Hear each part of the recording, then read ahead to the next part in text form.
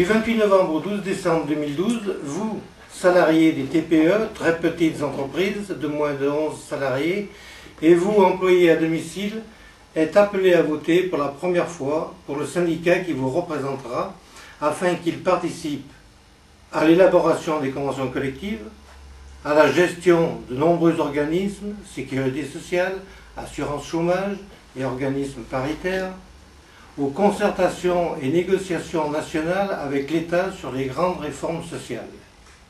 Vous êtes plus de 4 500 000 à être concernés par ce nouveau droit. Les résultats de ces élections, ajoutés à ceux des élections professionnelles dans les moyennes et grandes entreprises, détermineront la représentativité des syndicats. Alors Bernard, peux-tu nous dire ce qu'est la représentativité syndicale ? La représentativité syndicale peut être définie comme la capacité à représenter les salariés. Le désir d'organisation collective et de représentation est un besoin permanent propre à toute société libre et démocratique. La loi de mars 1884 reconnaissait les syndicats est une loi de liberté. La loi de 1950 déterminant les critères de la représentativité, il était normal de les réactualiser, c'est ce qu'a fait la loi d'août 2008. Elle compte désormais 7 critères légaux, parmi eux, le respect des valeurs républicaines, il implique le respect de la liberté d'opinion politique, philosophique ou religieuse, ainsi que le refus de toute discrimination, de tout intégrisme et de toute intolérance. L'indépendance. Ce critère oblige les organisations syndicales à être indépendantes de l'employeur, mais également de mouvements politiques ou religieux. Son audience. Le critère d'audience est la clé de voûte de la réforme pour la représentativité au niveau national interprofessionnel.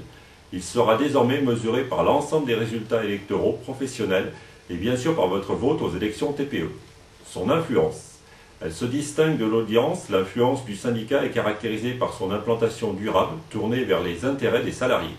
La représentativité devient un baromètre majeur qui permet aux syndicats de salariés de peser dans toutes les négociations.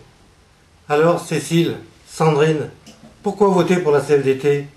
Voter pour la CFDT, c'est voter pour le syndicat qui vous accueille. Chaque année, vous êtes des milliers à vous rendre dans les lieux d'accueil CFDT pour vous renseigner sur vos droits.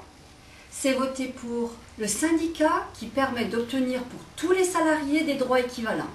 Pour la CFDT, ce n'est pas parce qu'on travaille dans une petite entreprise qu'on doit avoir de petits droits. C'est voter pour le syndicat qui négocie pour vous.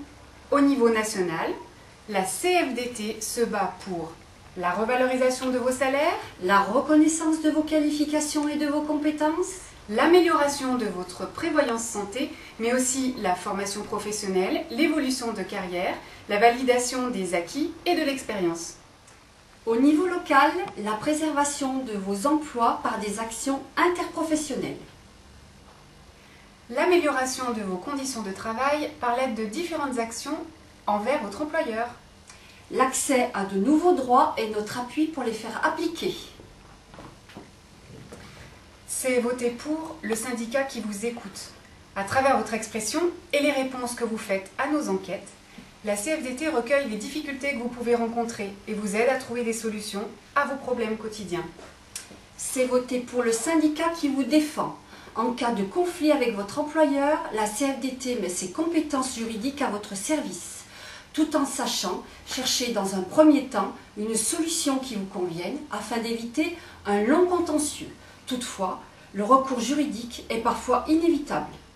Alors, dès le 28 novembre, votez et faites voter CFDT. Votez pour la CFDT. C'est voter pour le syndicat qui change votre quotidien.